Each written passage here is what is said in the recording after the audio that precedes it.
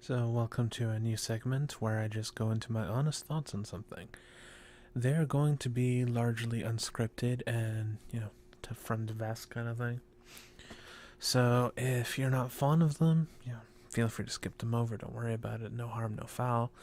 If you like the format or you have any thoughts on it, please feel free to let me know. I can't improve without feedback. Um, if any of you are interested in helping me to create an avatar for myself so I stop being a faceless voice that just kind of talks to you, would greatly appreciate that as well. Um, Also, if anyone can point me in the direction of how to make better thumbnails, because I'm shit at that.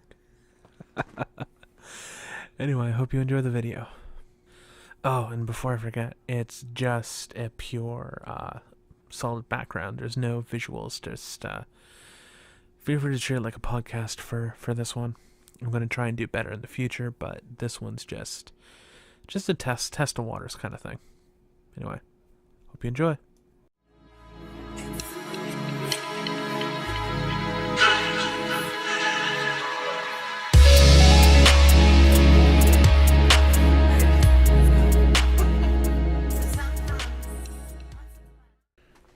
So I was gonna try and do something a bit more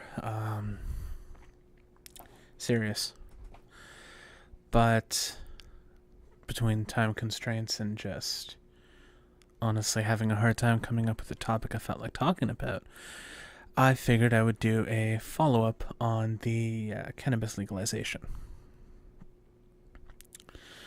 Now, I am on the autism spectrum.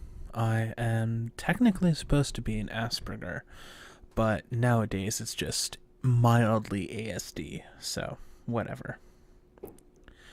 I've been taking marijuana for roughly 6 months now, and at first, the effects were very potent, and I fought tooth and nail. I did not want to accept any benefits from it, despite the fact that I wanted to see what it came with. So I was fighting a war against the propaganda that had been laid at the feet of marijuana and marijuana consumers.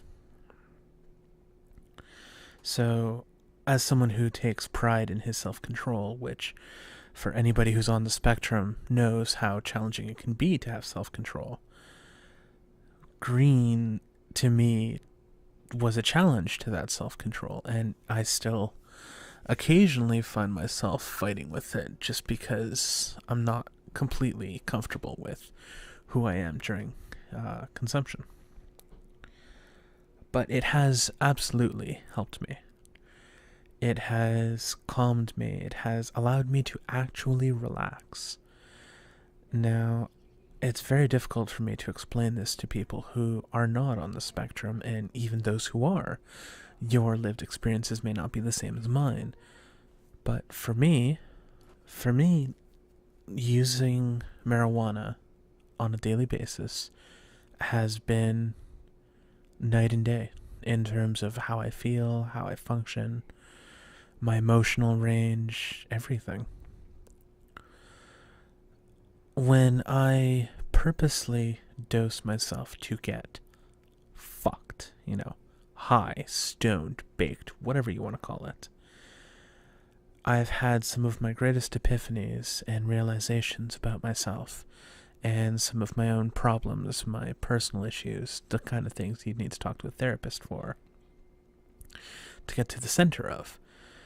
So it has helped me immensely from the perspective of helping me solve my own mental demons.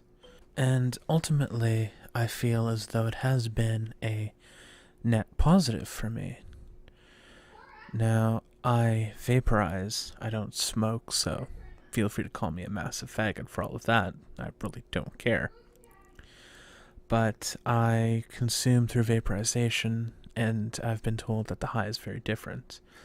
Some people don't even really feel much of anything, and I don't know if that's, because the difference between smoke and vapor or anything like that, but I speak purely as someone who has used vaporization and has occasionally made edibles.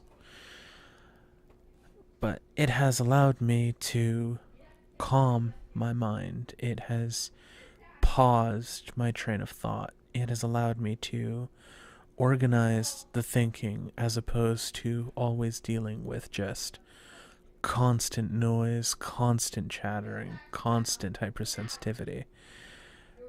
But the drawback has been that it has also heightened some of my hypersensitivity in my sense of taste, smell, sight, sound, touch. So it's been beneficial, but it has also had some negative impacts. With legalization on the way, and seemingly the whole world is embracing it, so that's absolutely a net positive in my eyes. I hope that people will give it a chance. I hope that people will have the opportunity to see if it helps them. But at the same time, I feel that the ones who claim it's a miracle drug that will solve all of your ailments and just magically cure everything, I feel that those people should just be classified under the same banner that we put the anti-vaxxers or the truthers. Is it going to help a lot of things and a lot of people? Absolutely. Do we know how much? No, we don't. Why? Because we haven't done clinical studies. If you really want to find out the absolute benefits that you might come across with this plant, you have to absolutely approach it from an empirical scientific method. So I hope that with legalization comes a greater emphasis on studying the plant and its possible benefits. I also hope that we have different delivery methods for people, like not just edibles, but we have tinctures, we have shatter, we have dab, we have hash, we have just straight flowers, we have edibles of all sorts of different kinds. And I hope that as the market starts to open and blossom and bloom, that it just becomes better and better and better for everybody. Now, overall, I think that the plant itself should be, firstly, decriminalized. I think that 30 grams for decriminalization is acceptable. I think that in my country in particular, because as I've mentioned, I am Canadian, I feel that if you approach it from the perspective of decriminalization for 5, maybe even 10 years, take your time, do clinical studies, find out how impaired a person can be on average with different strains. But for the love of God, do not base it on THC like you do with alcohol. The THC content is not the primary effector of what you get from a high. I have tried 14 or 15 different strains, and I can tell you the effects each and every one of them has on me, and they all differ, and it is not based on the THC content. I've had strains that are as high as 27% THC that have had certain cerebral effects, and I've had strains that are as low as 13% THC that have had completely opposing cerebral effects that I would argue were more potent. So focusing purely on the THC levels is not the way to go about legalization. It is not analogous to alcohol, and it needs to be studied more thoroughly because of that distinction. Let me put it this way. If I ask you what the terpene profile of a given strain is, do you even know what I'm talking about? And that's part of the problem with the current state of legalization as far as I see it. The terpene profile is effectively what gives it the flavor, what gives it the effects that it's going to have. It's why, say, Palm Tree CBD, a strain from Leafs by Snoop, has a very uplifting and euphoric effect. But, say, Sour Diesel just knocks you on your ass. It's not just because one is an indica and one is a sativa. They both have fairly comparable THC levels, at least the version I had. But it's the terpene profile that determines, is this going to be an uplifting? Is this going to be kind of a downer? Is it going to relax you physically? Is it going to relax you mentally? When you focus purely on the THC, you're missing the point entirely. Like, it's so much more complex than that. And I genuinely feel that if we want to approach this from this most intelligent way, you have to accept decriminalization. To me, that should be step one. Decriminalize, pardon any drug-related offenses that are purely to do with marijuana, like possession, intent to sell, whatever. Okay, all of that needs to be pardoned. This never should have happened in the first place. Once it's been decriminalized, possession up to 30 grams. If you want to keep cracking down on the black market, that's not my beef. That's between you guys. But take the time, allow gray markets to be established, where they're not technically officially sanctioned by the state, but are still dispensaries, so they can still, keep their shit going. But I feel like a pardon needs to be done. I feel that decriminalization should be the first step, and it needs to be thoroughly studied. And I realize I'm talking in circles here, but I really want to emphasize that to me, the best approach would be decriminalization, 5-10 years, do studies, put whatever funding is needed, make sure the law is not only sound legal framework, but also allows for the creation of a burgeoning market. Because that, if you allow the free market to take hold of cannabis, they're going to go together hand in hand. Cannabis culture is already fairly libertarian in nature because of the fact that it's completely illegal and it has been under prohibition for so long. So there's a high aura of just if cannabis culture was a political ideology, it would probably lean pretty far left. Not so far left where you enter the realm of communism and all that, but just to the left in the sense that there's a shared culture, you want to share the strains, you'll stumbling on my words, you'll very often find yourself with people that are willing to trade clones, where you take a snippet of a bud, or not a bud, but the plant, and you replant it, and you can regrow it. Now, if you have a good series of clones, or if you have a dude who just horticulture is his bread and butter, with the culture the way it is now, clones get traded around all the time, so we get all sorts of different crossbreeding. And that's how we have so many different strains. That's also how we got Charlotte's Web, which is a pure CBD strain to help with epilepsy, among other things. Is because of that freedom that deeply runs very deeply in the community.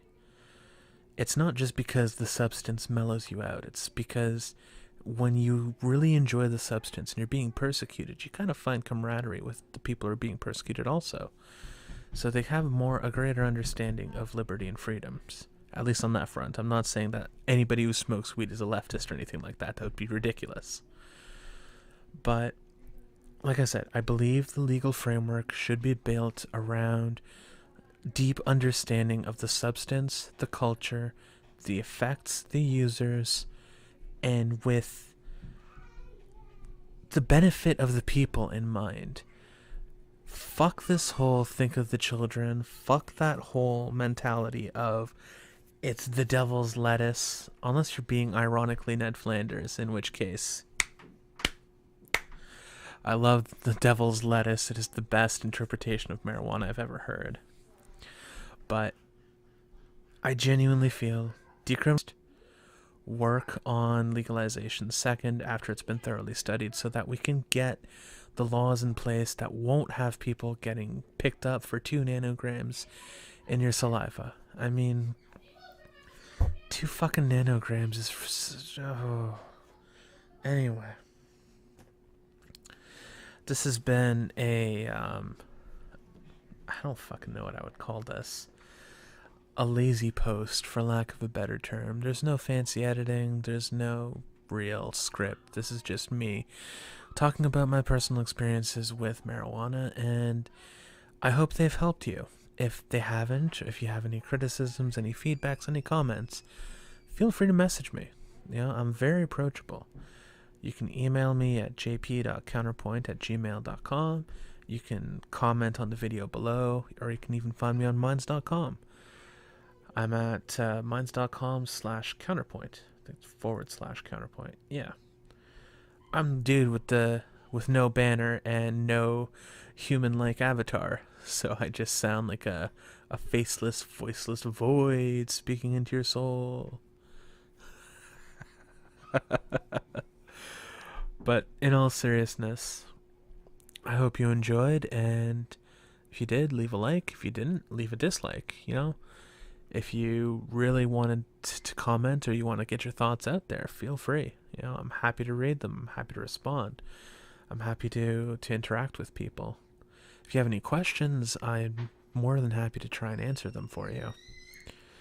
But if you want to know more about terpenes, I'm going to link an article in the description below. It has the terpene profile, as far as I understand it. It's been posted on leafly.com. But yeah, I've been rambling for a good 15 minutes now, so I hope you all enjoyed, and I will catch you in the next, probably more serious video. Bye.